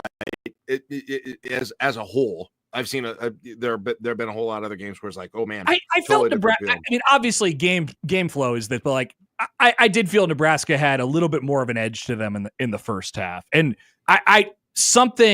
there was something a little bit different. It just felt like the air got taken out after they missed that field goal. For whatever reason, it felt like the air got taken out a little bit. With that being said, like the defense still stood up for them twice. Right. I mean, again, outside of the touchdown, I don't think the defense was any different for the most part. You know, they got a couple. I mean, they still didn't get third down conversions, right? They still didn't get first downs the entire time. For what it was worth, this isn't back padding or anything like that, but they got that fourth down on that first drive, Connor, and I said this when they were, they got 3-0 and kept stopping. I said, if Nebraska gets 2 touchdowns in addition to that field goal, gets to 17, this game is over. And so they got the one before halftime, and I said, you go down and you score a touchdown, this game is over. Mm-hmm. And I was watching, and they put together a great drive. And they drive all the way down, and it was 4th down and 2 or 3. And I said to my son, I was like, you gotta, I think you gotta go for this. And he disagreed with me. And I said, first of all, they're still not guaranteed field goal makes, number one, but I think you have a chance to win the game right here. And worst case scenario, you don't get it. They've got the ball there at that point, and I wanted them to go for it there. I'm not saying, obviously hindsight's 20/20 on that kind of. What was the distance on that, Jack? Do you remember what it was on the missed field goal? Yeah, I could find it real quick. I'm looking right now. I'm trying to see it. 6. 4th and 6 from the 16. Oh, it was 6. I still way they were moving though. I don't know. Like I was of the. I thought it was fewer than that, but that's. I'm sure you're right. But I just had a gut feeling, man. If you can score a touchdown on that drive and the way they had been running the ball too, I thought they had a shot to end the game right at that point, because 17-0, you score a touchdown there. They're just not going to do it. Well, and then what was the drive? I don't recall specifically which drive or which point in the game this happened, but Nebraska, they had a little momentum behind them. They were near midfield, get to a 4th and 1. They're going for it. They finally make the decision, and then of course the false start. Of course, the freaking false start. I mean, how many times this year on just a key offensive play that's either at the end of the game or a big third down conversion or a 4th down going for it? It happened against Purdue. It happened against UCLA. It happened against USC. It's just, man, you can almost set your clock to that. Just a horrendous, biggest offensive situation of the game, false start. It happens so often. Yep. So that was another one that I thought of. That was a good one. Yeah. Just another thing that sort of added up. And then they punted it. Yeah. Yep. Big Red Overreaction is presented by Equitable Bank. We take banking personally. It's also brought to you by Dingman's Collision Center and Mechanical Repair, and by No Name Nutrition. Live a better, healthier, more natural life. Back to the Jason at Contracting hotline here on Big Red Overreaction. This is Patrick. Patrick, you're up, my friend. What's going on? Yeah, thanks for taking my call. First of all, want to say some of the most interesting callers I've heard. Richard, thanks for calling in, and Justin, your 6 years of research was amazing to hear. But Richard, the subways aren't that bad. Just go during the day. I do want to say that one thing that needs to be said is we lost to a team that had 49 rushing yards and 5 first downs. Yeah. How do you swallow that pill? 164 total yards, 41 total plays, 115 passing yards, 0 for 10 on third down efficiency. This is all Iowa stats. How do we lose this game again? It boggles my mind. Yeah. And I'm probably speaking for everyone. Who is held accountable here? Is it Rhule? Is it Rhule? 5 first downs. Somebody answer me. How do you lose a game to a team that has 5 first downs? It blows my mind away. Yep.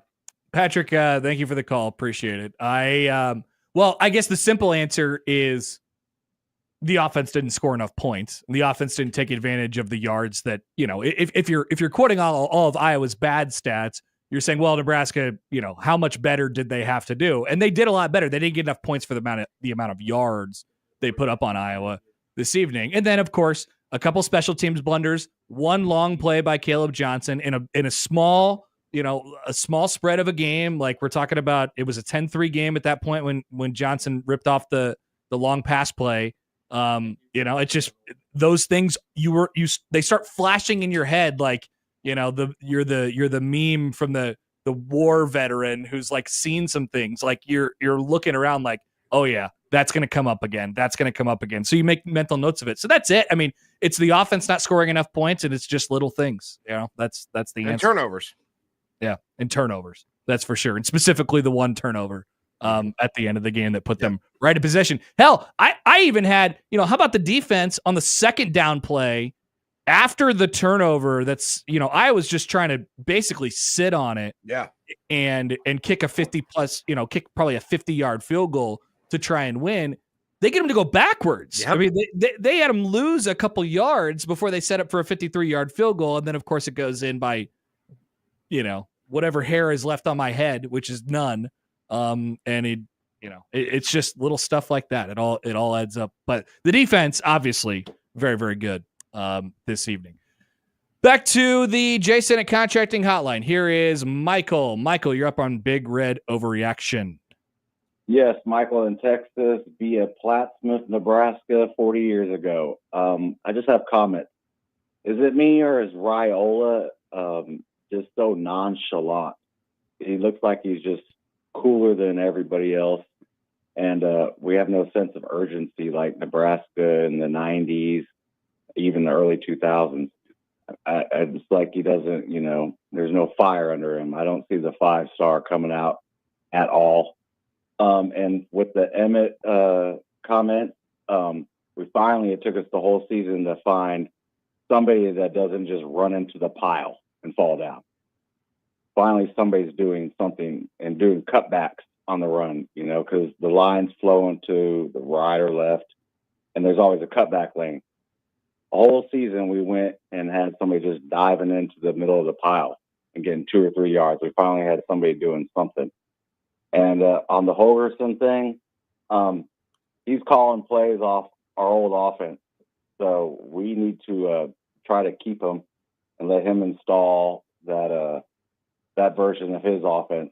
So maybe we can excel and score some points, because he might have had a play or two from his playbook, but he's calling plays from what I understand is from our original playbook. We can't expect them to learn a whole new offense in like a week when he first showed up.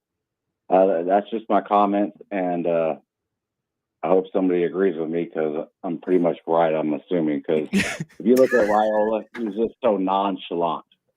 The only thing I see that he's really doing, he's looking and observing the field. But other than that, he just, there's no sense of urgency at all. And I want to know if they really look at game film after the games, because there's a lot of passes that he misses. Oh yeah, no doubt about it. Thanks for the call, Michael. Appreciate it.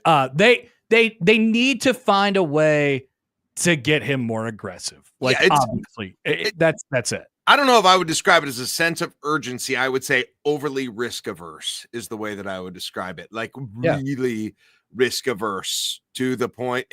And again, it kind of felt like the entire offense was that way for most of the year. It felt like they hammered so much on turning around the turnover issue that mentality sort of overtook the offense during the course of this year. And I think they reversed it a little bit with the play calling when they brought Holgerson in, but I think you still see it. I think he's got choices. One of the callers earlier was saying, why don't you go back to Lloyd? And, Lloyd was in, he didn't choose to throw it to him in a lot of cases. He had Bedoni open in a lot of cases. He had Barney open in some cases, and he didn't throw it to him, doesn't see him or choose. I mean, how many receptions did the running backs have in this game?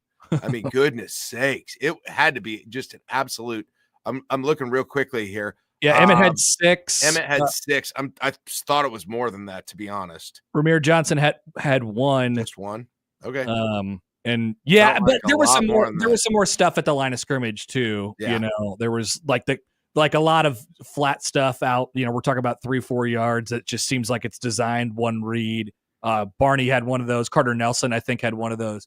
They have to in the offseason, like if Dana Holgorsen is going to continue to be here, and everyone obviously who's a Nebraska fan hopes that is the case. Like they have to go back to the drawing board with Dylan and sort of they have to kind of reprogram him a little bit. It was something that was like I think he was a different player at the start of the season, and then as the season went along, he continued to be more and more risk averse, and that felt like to me, I don't know this, that felt like to me something where Nebraska said to him, "Hey, look, we can win games with our defense, so whatever it is, like don't make mistakes, don't screw up."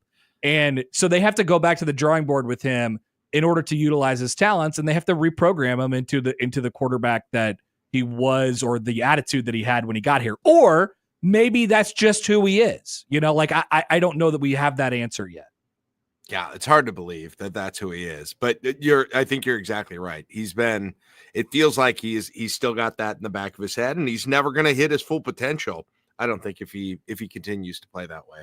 All right, it's Big Red Overreaction here on 1620 The Zone and 1019 The Keg. It's brought to you by Dingman's Collision Center and Mechanical Repair, by No Name Nutrition. Live a better, healthier, and more natural life. We'll continue on. We still have a full bank of callers, and we'd appreciate it if you guys joined it as well. Join us on the YouTube or at zonetv.live. We're rolling here for a little while longer. Connor Happer, Jack Mitchell with you on 1620 The Zone and 1019 The Keg.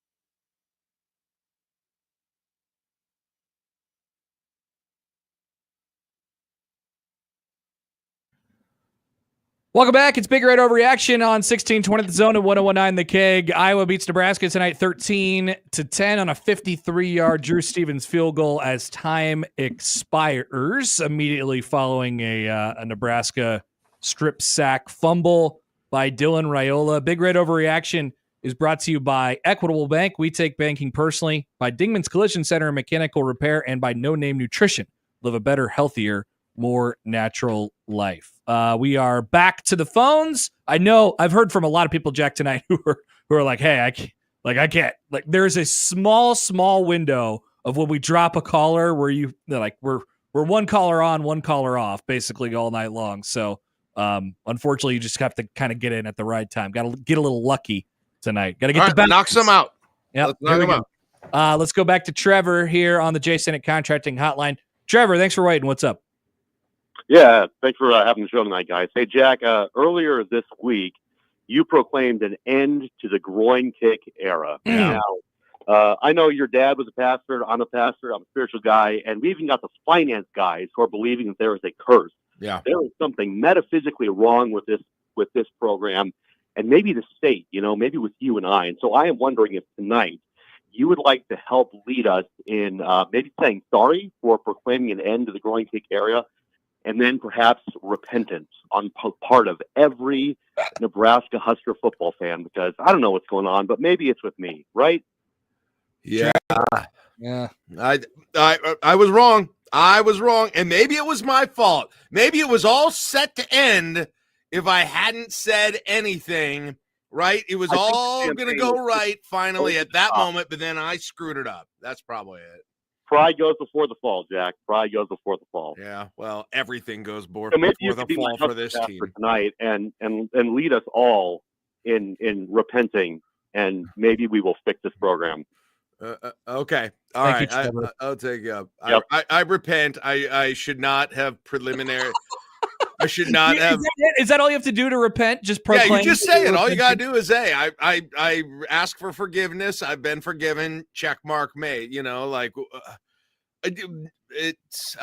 was obviously very, very wrong. I thought when Emmett Johnson recovered the fumble that he fumbled, I thought there was like an opening of the time-space continuum for Nebraska to squeeze through, because everyone I think agrees they got to get one of these, and I'm not saying they'll never lose a close game again, but like the streak of them continually happening forever gets stopped at that point, right? Like there's some sort of exorcism at that point.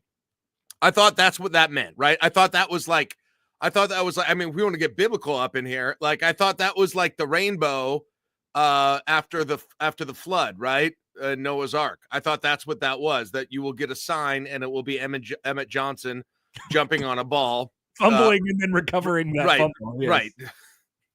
I thought that was the sign from above that I will never visit this much pain on you once again over a 10, 12 year period. I'll never do that again. It's over now. You can be assured of that. And I was wrong.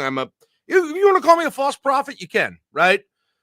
Maybe I was a front runner, right? Another wacky televangelist talking about the end of an era. It was a common sentiment that I heard this week. Hey, did what Nebraska did to Wisconsin like release demons? Are they now over their mental problems or whatever it might have been? Like I heard that this week. We talked about it this week. It doesn't happen until they do it in a close game. Let's be clear about it now. I was wrong. I will not say that ever again until they win a game where they either drive to score the winning points less than 5 minutes at the end of a game, or make a stop of a team who is, the same thing, who's behind or tied and about to go ahead. And until they do that, I will, as Trevor requested, I will no longer proclaim any of this over. It will not be over until that happens. And I don't even know if a bowl game counts for it, to be honest. Big Red Overreaction brought to you by No Name Nutrition, live a better, healthier, more natural life, and by Dingman's Collision Center and Mechanical Repair. Back to the phones we go. Here is Joey. Here is not Joey. Next up is different Joey. Here is McLean on the J. Senate Contracting Hotline. Hi, McLean. Hey, guys. How are you? Good, McLean. My ankle's hurt. I jumped out the roof. Didn't work. So, Isaiah Nair. Go ahead first next time. Sorry. I should try that next time. Isaiah Nair catches that ball. Let's just rewind time. Isaiah Nair catches that ball. He might score. Down to the 10-yard line. Yeah, he might score. He might score on that play. let's go conservatively, 10-yard line. Okay. That's 13-10 lead. And we don't lose, we go to overtime. I don't know if it's just me, but ever since NIL, I feel less and less badly about criticizing players because they're getting paid way more than I make a year. I don't know if it's just me. I feel bad. I don't know if I feel bad, but I feel a lot more frustrated with guys that don't make the plays that they need to ever since they got paid. Yeah, I've heard that sentiment before, McLean. It's fair. But that's all I got to say. Ed Foley makes $550,000 too. That's all I got to say after that. So, all right. Well, thanks for the call. Appreciate it. So Nair, the Nair drop has been the one. I was wondering which one, because we've talked about most of them now, like most of just the things, where Nebraska didn't take advantage of it. More so than the Rhule fumble. I think the Nair one has popped up because, he's so right. Like, it's 2nd and 1. Nebraska has it on their 44. The pass is across midfield, and he might score. He might hit his head on the goalpost. He might score, and obviously there's the drop, and then there's the nonchalant sort of reaction to it as well, which was weird and frustrating and hard to understand. I didn't notice. I had someone text me about. I didn't notice it in the moment, probably because I was writhing about and didn't see the screen or anything after he did it. But I had somebody else who mentioned it to me, so I don't know. So when Nair dropped that pass, there were 7 minutes and 9 seconds left. Nebraska then had 3rd and 1 where they went on to convert. Then they converted again, and then ultimately ended up punting from Iowa's 40. On a 4th and 8, which was, you're going to play the field position right at that point. It was the right call then. Yeah, absolutely. And then they get a stop, get the ball back, and that's the drive where the fumble happens. And you're shocked all over again. But man, that was definitely the major one, or one of the major ones in this game. Back to the phones. Here is, let's go to Blake in Wichita. Hey, Blake, you're on the show. What's up? Blake? Hey, guys, can you hear me? Barely, but yes. Oh, okay. Hey, thanks for having me on. This is great. I have to ask you a question. So to do your job, do you have to have a degree in counseling? Because there's a lot of bad takes, and I'm not afraid to say that. You know what? Nebraska's, we're on the right track. We really are. And I'm honestly, the only thing that I could think of was playing in the cold. Instead of going all over the yard, we should have played more on the I formation or a full house formation with a lot more Ty Robinson. What do you guys think? But other than that, I think everybody's kind of upset, but we're on the right track. We really are. Thanks, guys. I appreciate you for what you do and for putting up with Husker Nation. Thank you, Blake. I do not have a degree in counseling, nor was that a requirement of this job. No. Luckily, unfortunately, not everyone can be as well-reasoned as Blake is in terms of his takes that, formation needed to get more Ty Robinson in there at fullback. And as far as the we're on the right track thing, that's TBD. Nebraska's season left a lot out there this year. It's a push, if anything, isn't it? If you're taking the season in totality, if last year you felt like it was a step forward because it was year one or whatever they were doing, this year has been a push. Nebraska left at least 2 wins out there in the regular season this year. It could have been a lot different. The bowl game might, help shift whatever the narrative in which whatever way it goes. But I don't know that you could confidently say, "Hey, look, Nebraska's on the right track. They're definitely going somewhere." I nobody's getting fired, but it's a push, right? You got a 20 on the blackjack table, and the dealer got a 20 as well. It's a push. Move on to the next hand. Yeah. It's just so many of these things that would otherwise be important in evaluating a team. It's just like this game, Connor. Nebraska outplays Iowa the entire game, has a few plays go the other direction, and then Hawkeye magic happens, like Sooner magic used to happen to Nebraska, and they drop it. It's like none of the stuff that we talk about the entire year matters until they are able to close out one of these games, one of these close games. None of the other stuff matters until you do that. Like Nebraska's got to establish a running game. They did, right? Nebraska's got to stop the run on D. They did, right? So many things. Now, were they great on special teams? No, but like, it's just it does. None of it none of the big stuff matters. Nothing matters. No evaluation matters about being on the right track till however it happens. I don't care if it's fluky, whatever happens, that they start winning these close games. I say it before every season, and I try to make the point clear at various points throughout every season. All you get is the tests.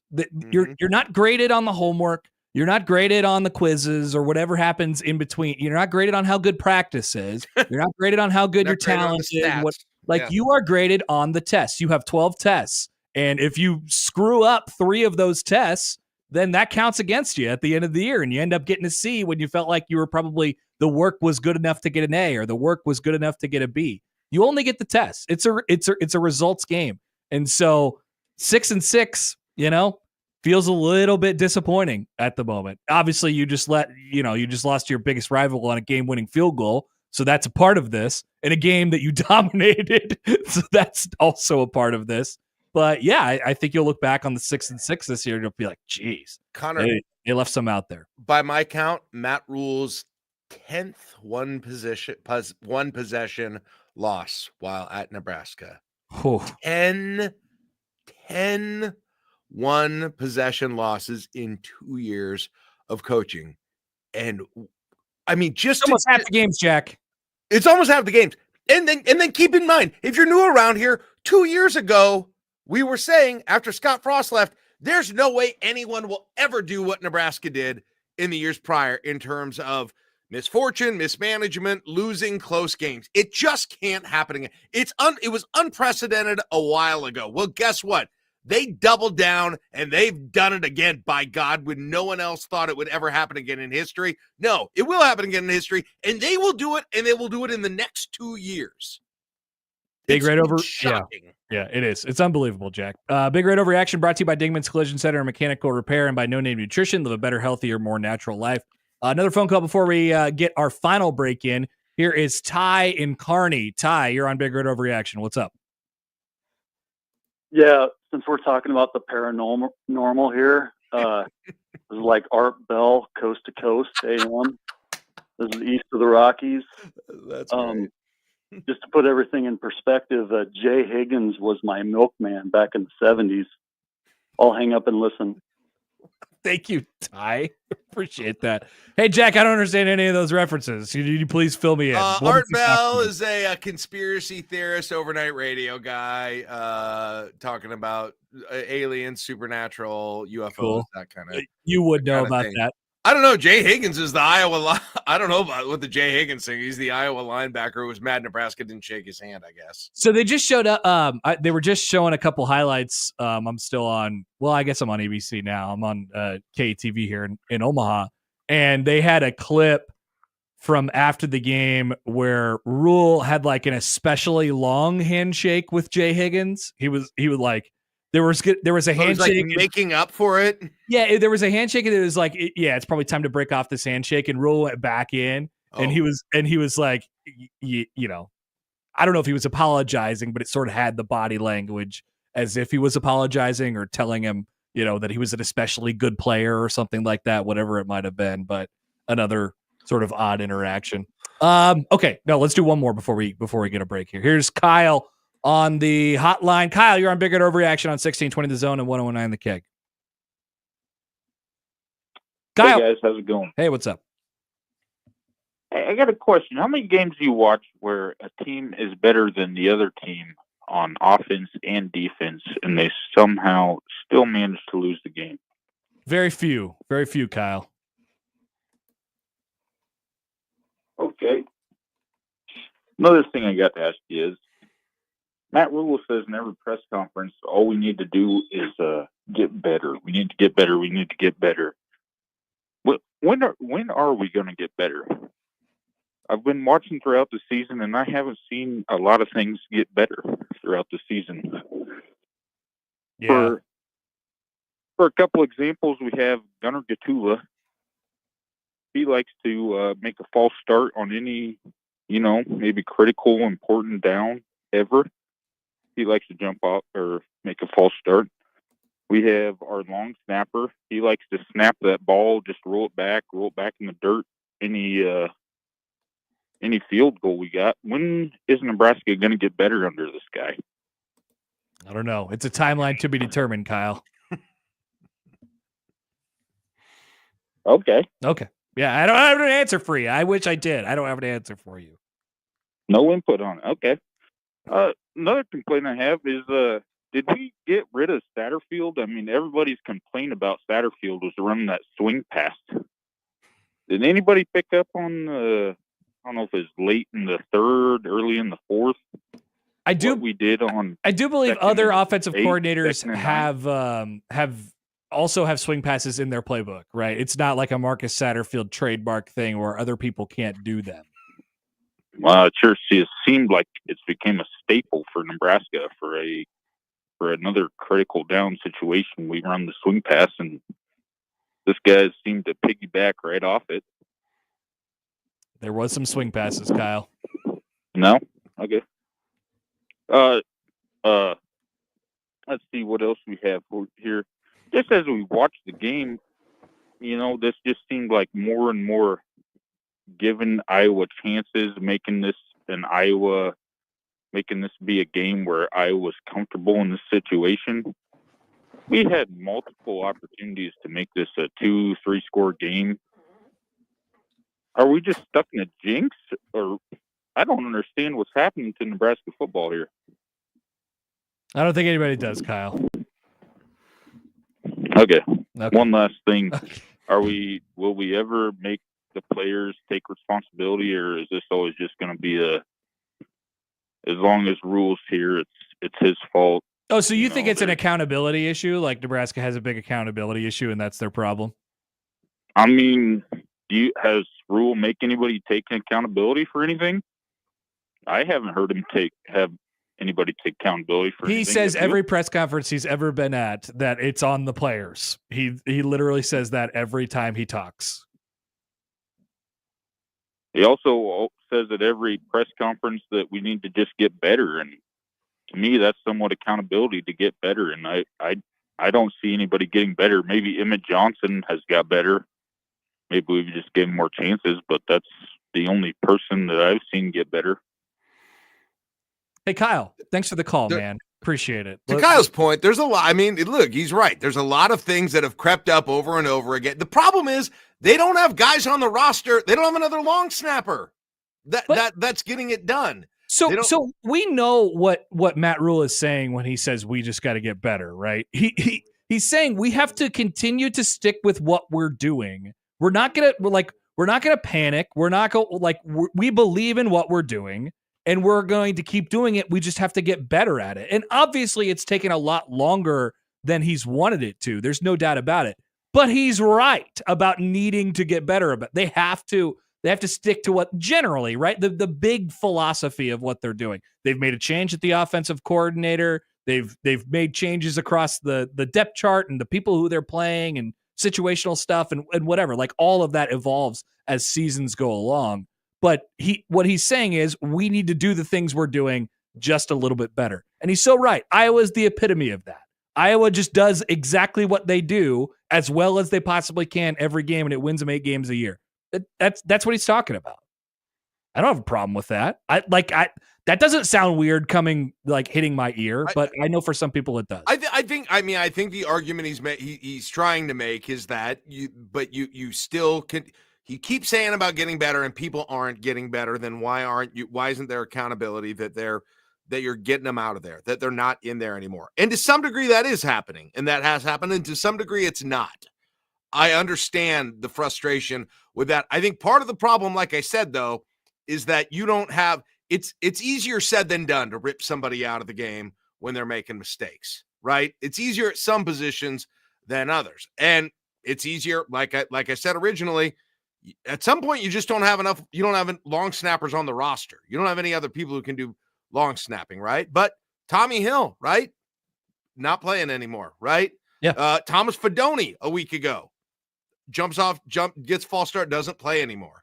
It's happened in some spots, but not everywhere. But there's always a cost to it too when you don't have a lot of depth at any of those positions as well.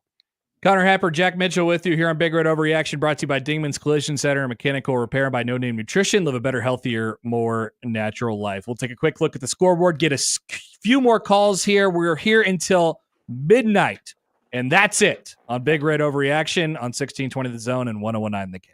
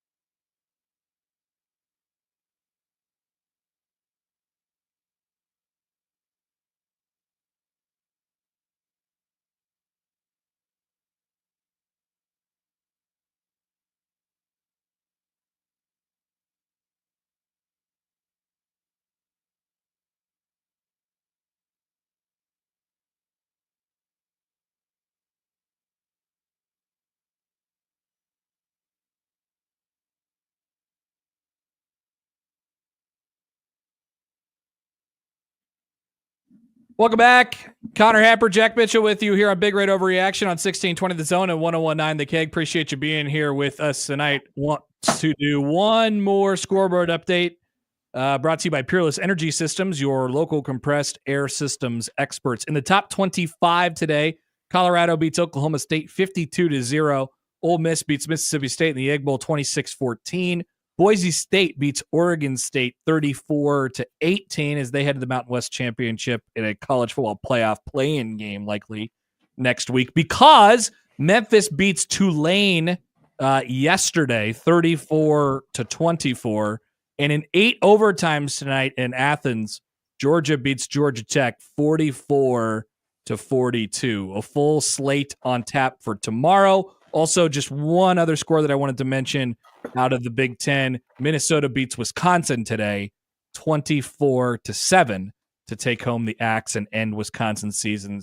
Of course, pending the APR report. We'll see where Wisconsin lands on that one.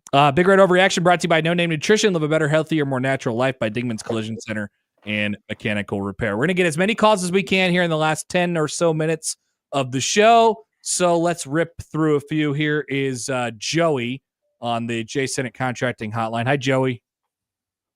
Hey guys, how we doing, Connor and Jack? Great. Good. Hey guys, I'm an avid fan. You guys know that. I call all the time.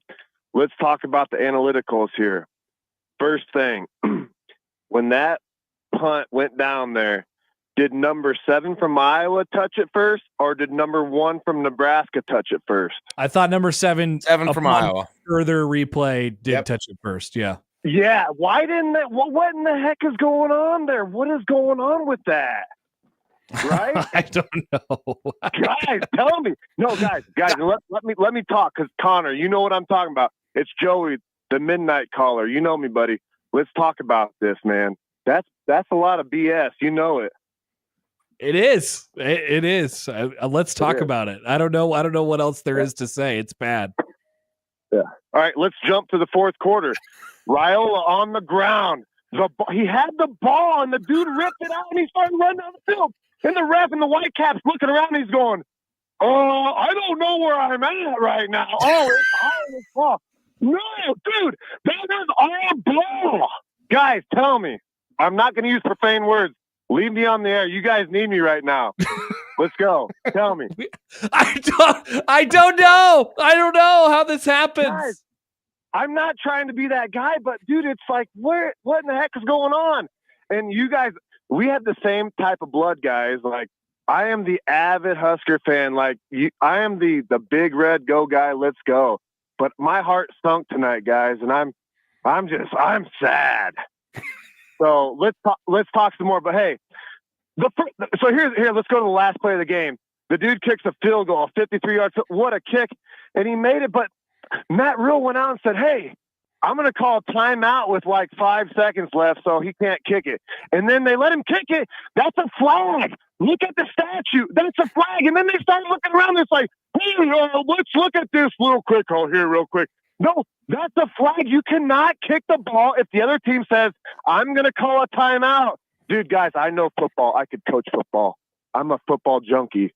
Let's go. Go ahead. Talk. I'm sorry, guys. Joey, I think you should continue talking if you want to. You're doing great, honestly. No, I love it. Hey, I'm just going to leave it at this, guys. It sucks that we lost that game, and just watching Kirk Ferentz run around the field like we really want, because he knows that we got him, but he got us on the dirt bag scheme. You know what I'm saying? And it's just like, anyway, you guys got to say. Well, the last thing I'll say, Connor and Jack, is that you guys are great guys, and I always love listening to you guys. And I'm glad you took my call. I was the first caller last week against Wisconsin, so I'm going to say this. Hey, everybody at home, it's almost midnight. Ready? Everybody listen to the radio. On the count of 3, we're going to say, "Go Big Red." 1, 2, 3. Go Big Red! Go Big Red! Connor, Jack, you guys are great. Take care. Thank you. Happy Thanksgiving. Thank you. Happy Thanksgiving, guys. Midnight Joey. Yeah. I appreciate that greatly.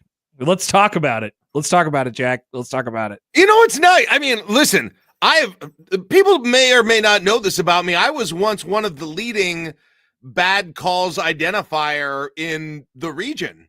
And I've had that beaten out of me over the years. I don't dare. I mean, here I have my chance on a post-game show to rail about missed calls that change the game. And look at me. Look at the shadow of a person I've become. I was once bad calls matter guy. I don't even have anything to say about it anymore. I've had it beaten out of me. I'm mad. I was mad at it's just the process. So we're talking, let's talk about it. Let's talk about it. The fumble, Raiola's fumble, right? So the process that they use to get to what they ultimately, I think they did recover the fumble. They fumbled it, they stripped them, and then they recovered the fumble. But initially, I don't think anybody saw that, and the call should have been on the field that they didn't fumble it. And then they ended up changing the call on the field because Iowa came out with it at the bottom of a pile or whatever, and then the guy ran out with it and held the football up. And they changed the call on the field because when they do that, it becomes easier to overturn the call or to confirm the call. The Right. burden of proof changes, so to speak. Right. So this is another example of a soapbox that I have, which is instant replay is the dumbest thing. I hate instant replay, and it does way more harm than good. And now I thought that was a case of it because the officials allow themselves to use it as a crutch more times than not because they know what they're going to see when they go back on replay. Yeah, I still never saw. There was never a good angle, weirdly, of that whole thing where you could tell whether Rhule controlled it at any point while he was down, and then the Iowa guy kind of reached under him and took it out from him. You never really could tell. It seemed like to me. Yep. All right, we're gonna squeeze as many calls as we can here in like the next 4 minutes. Here we go. Let's go to Andy on the J Senate Contracting Hotline. Hey, Andy, what's up? Hey, yeah, I'm from Manhattan, Kansas. Just want to say a few things. Panthers fan was not happy about Matt Rhule getting hired. I like it now. Call earlier came in, complained about the running backs. That upsets me. I think our O-line we know has not been good. But my biggest concern is educating people on how to throw the bones correctly. So it's like on the 3 and outs, or like they have to get a first down. Like people are throwing the 3 and out bones. Like how can we educate our fans on how to throw the bones correctly? That's my biggest thing. I just want to throw the bones correctly. I'm glad we got 6 wins. I'm glad we're in a bowl game, and I'm happy where we're at. Thank you, Andy. Jack, I know this is a great lane for you. Go Your ahead. lips to God's ears. I've been trying to get with university administration and put maybe some kind of a group email out to the student section in this game, or and I saw it at the Wisconsin game. It's a perversion of the original bone throwing. First of all, this isn't a thing, period, whether it's a correct time or not. The 3 and out bones is not a thing. So you are anti 3 and out bones. It's not a thing. Even if listen, it's terrible if you do it when it's not a 3 and out, but it's not a thing, period. That was never created. You combined 2 things that were never meant to be combined. Jason, Peter, and Grant Wistrom are appalled with you. 2 more calls, maybe. At least one. Here's Skip on the Jason and Contracting Hotline. Hey, Skip. How the heck did we lose that game? I don't know, Skip. I don't know. I mean, I have no idea, right? And the part that really frustrates me is we have no idea what our team is going to look like next year with NIL. We don't know who's going to be here, who's going to come in, who's leaving. They're talking about, 30 to 40 players on a roster turnover? People need to realize this isn't the 80s and 90s, okay? You got to spend the money and you got to buy the players. I hate it, but it's the way it is. As far as the game itself, I mean, I can't believe the offense let the defense down on the effort they showed. If you would have told me the stats for this game before I saw the score, I would have told you we won by 3 touchdowns. It's the craziest thing. And for God's sake, can we please get somebody in who knows how to run a special teams? Please. All right, I'm done. I'll let somebody else on. Thanks. Thank you, Skip. Appreciate it. Yeah, Nebraska's gonna have a new special teams coordinator next year. I would most certainly imagine at this point. So. I don't know if that new person will know how to do it, but they will have a new person. That's the problem. None of these things have ever fixed the problems, have they, Connor? Exactly. Just that you keep firing people, and it keeps not getting better. All right. I feel bad for Tracy, so we got to keep Tracy on here before we get out of here. Tracy, our final caller here on Big Red Overreaction tonight on 1620 The Zone. Hi, how are you? Thanks for taking the call. I just want to call about a few things. I actually am feeling a bit nostalgia tonight. I missed the days of playing Oklahoma after Thanksgiving.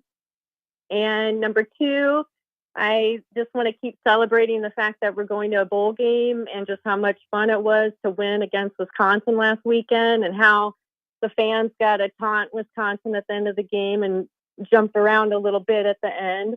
And number 3, does anyone know if Dana Holgerson is single? Oh, Tracy. I think he stays single, if we're being honest. Interesting. I just thought I would throw that in there and also kind of represent some women tonight. All right. Well, thank you. And what a great final call. Tracy, thanks for the call. Appreciate it. Yeah, thanks for the call, and go Huskers, and let's win a bowl game. All right. Why not?